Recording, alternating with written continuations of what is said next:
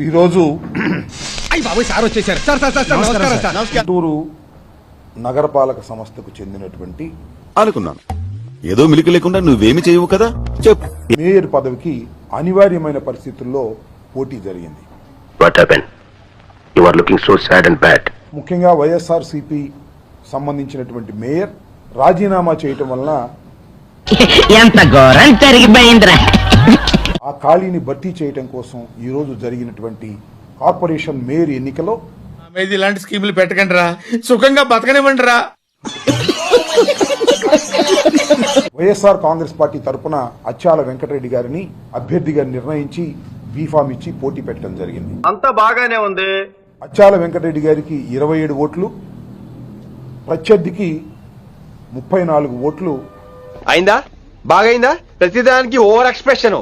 తెలుగుదేశం కూటమికి చెందినటువంటి అభ్యర్థి మేయర్గా గెలుపొందినట్టుగా ప్రకటించడం జరిగింది. చేసిన కర్మ వారనుభవించక ఎప్పుడైనా తప్పదన్నా.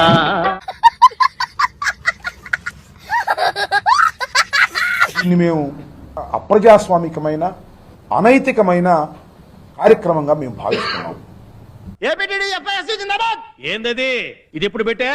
ఇప్పుడే సార్. ఎందుకనంటే ఎందుకు? మా అభ్యర్థి ఓటమి పాలయ్యాడనే ఉద్దేశంతో కాదు. మాట్లాడుతున్నావు. 1 ఇయర్, ఇంకా 1 ఇయర్ కోసం కూటమి కకృతి పడింది. నోరుంది కదా అని అడ్డమైన వాగుడు వాక్కు పచ్చడైపోద్ది. కూటమి కకృతి పట్టమే కాదు, నానా గడ్డి కరిచింది. చెప్పి చూడు, ఉచ్చ లేచిపోద్ది. అనేక రకాల ఎత్తుగడలు, అనేక రకాల ప్రలోభాలు, చెప్పు చెప్పవే, నేను వింటాను కదా. ఓ చెప్పే. అనేక రకాల ఆశలు కల్పించి ఈ 1 ఇయర్ కావలసినటువంటి మేయర్ పదవిని దక్కించుకున్నారు. నా దగ్గర డబ్బులు లేనప్పుడు ఎవరైనా రీబాక్ షూ వేసుకున్నా, రేబాన్ గ్లాస్ పెట్టుకున్నా, ఎవరైనా అమ్మాయితో వెళుతున్నా నాకు కడుపుమంటగానే ఉంటుంది. కరెక్ట్, ఇది కరెక్ట్ గా చెప్పావయ్యా. వాస్తవంగా ఒక్క బ్రీఫ్ గా ఒక చిన్న మాట చెప్పాలి.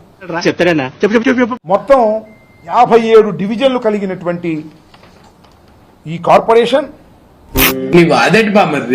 2021 మార్చిలో జరిగినటువంటి ఎన్నికల్లో వైఎస్ఆర్ కాంగ్రెస్ పార్టీ 44 డివిజన్లు గెలుచుకుంది. డబ్బా డబ్బా డబ్బా డబ్బా డబ్బా కొట్టు డబ్బా. గుంటూరు కార్పొరేషన్ లో 44 డివిజన్లు వైఎస్ఆర్సీపీ గెలుచుకుంది ప్రజాస్వామ్య పద్ధతుల్లో. ఎలా ఉందిరా? షేక్ షేక్ షేక్ ఆడిస్తాను రా. తర్వాత మా అభ్యర్థి ఒక ఆయన రమేష్ గాంధీ గారు మరణించడంతో మళ్ళా అక్కడ ఎన్నిక జరిగితే టీడీపీ గెలుచుకుంది. అప్పుడు ఏమైంది? 43-10-2 Janasena. This is the original strength. ఏం నిజమే? నిజమే. అంటే కూటమి కలిసిన 12 వాళ్ళు, 43 వైఎస్ఆర్ కాంగ్రెస్ పార్టీ. సక్రమంగా పరిపాలన సాగుతా ఉంది. ఎన్ని ప్రలోభాలు పెట్టారో ఆ భగవంతుడికి తెలియాలా. నేను ఓటు వేయకపోవడం వల్ల వాడు ఓడిపోయినట్టు ఏదో నాకు బడి ఇస్తాడేమిటి? చిత్రంగా ఏంటంటే సహజంగా వారికి ఎక్సెప్షియో మెంబర్స్ 5 ఉన్నారు, మాకు 2 ఉన్నారు. జుట్టు ఉంటే ముడేసుకోవచ్చు, జుట్టు లేకపోతే ముడేసుకునేది ఏమి ఉండదు. 5 అంటే 3 ఎమ్మెల్యేలు, ఒక ఎమ్మెల్సీ, ఒక ఎంపీ. మాకు 2 ఉన్నారు, అప్పిరెడ్డి గారు, అదేవిధంగా మన యేసురత్నం గారు. ఇది ఒరిజినల్ స్ట్రెంగ్త్. అవసరమా అధ్యక్ష? నిజమే కదండి. ఈ పరిస్థితుల్లో మాకు 2 హాజరు కాల. ఇవాళ నిన్నటిదాకా మా అమ్మటే ఉన్నారు. 2 హాజరు కాల, సడన్ గా హాజరు కాల. రాత్రికి రాత్రి మారిపోయారంటరా.